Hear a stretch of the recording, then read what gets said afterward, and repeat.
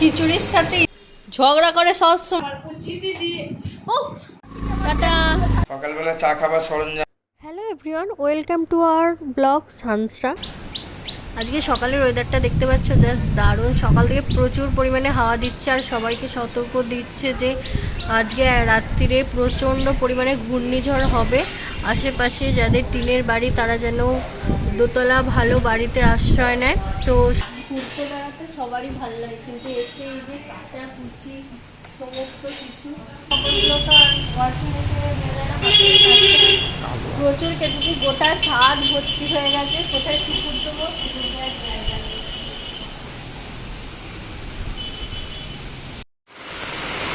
এত জামা কাপড় কেচেছি, তার মধ্যে বৃষ্টি পড়ছে, মেঘলা ওয়েদার।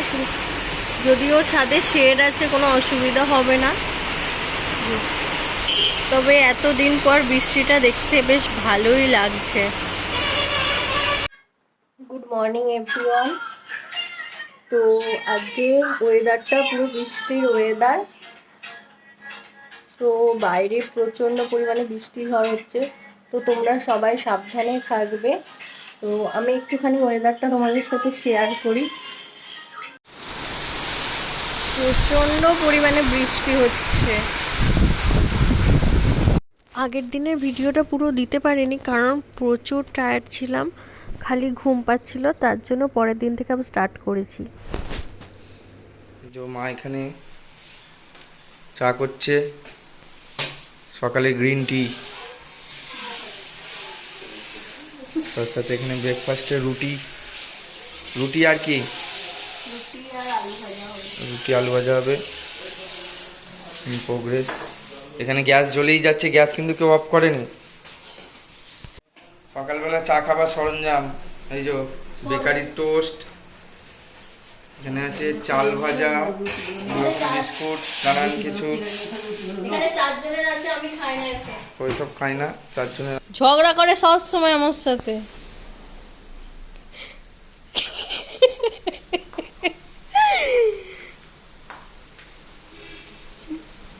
এখানে রুটি করছে বৌদি। রুটি করা কমপ্লিট হয়ে গেছে, এবার মামনি আলুটা ভাজবে। তো রুটি করার ডিউটিটা আমার, আর বাদ বাকি যা রান্না আছে সবকিছু মামনি করে। তো এখানে এখন সবাই বসে বসে ইউটিউবের ভিডিও দেখছে।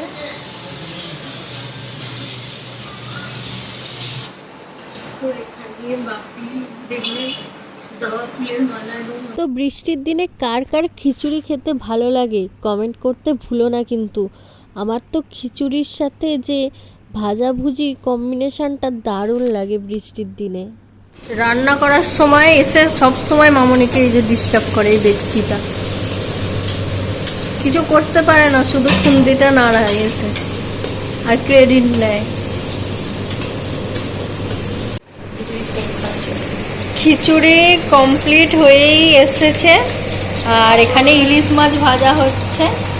খিচুড়ির সাথে ইলিশ মাছ ভাজার কম্বিনেশনটা দারুণ। মাছ ভাজতে গিয়ে এই বিপদটা হলো যে মামনির হাতে তেল ছিটকে ফোসকা পড়ে গেছে। দেখো এখানে ডিমটা ফ্রাই করা হচ্ছে, খিচুড়িতে দেয়া হবে, তাহলে টেস্টটা আরো দ্বিগুণ হয়ে যাবে।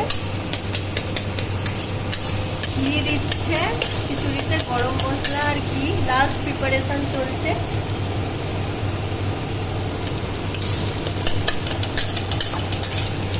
ডিমটা গন্ধ পাচ্ছে।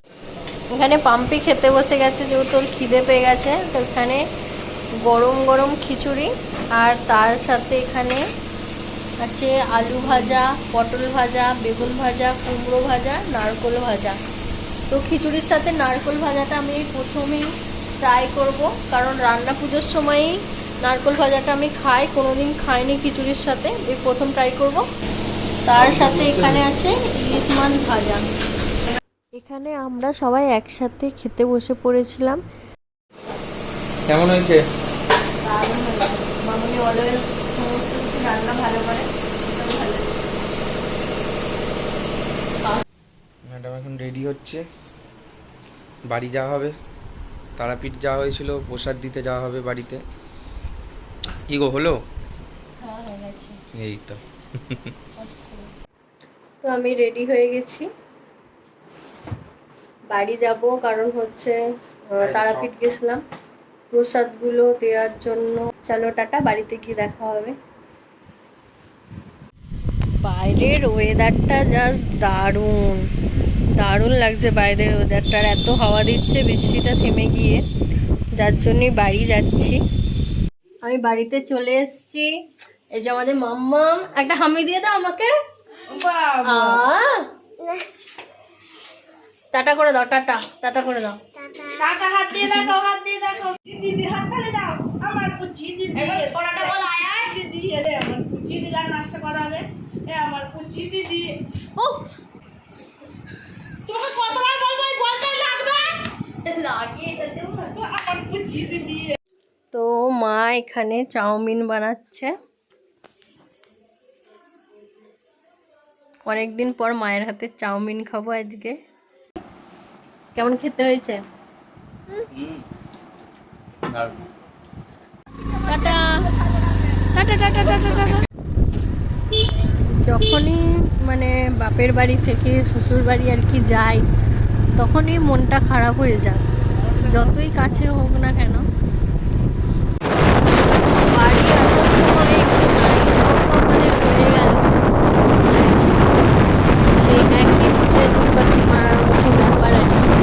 যদিও এখন 9:45 বেজে গেছে, আর ডিনারটা বাড়িতেই করব। মা বাপি অনেক করে বলছিল খেয়ে যাওয়ার কথা, কিন্তু আমার বাপি মানে শ্বশুর মশাই চায় একসাথে যাতে ডিনারটা করি, যেখানেই থাকি না কেন একই টেবিলে বসে। বাড়ি চলে এসেছি, তো এবার ডিনার কি করব দেখা যাক।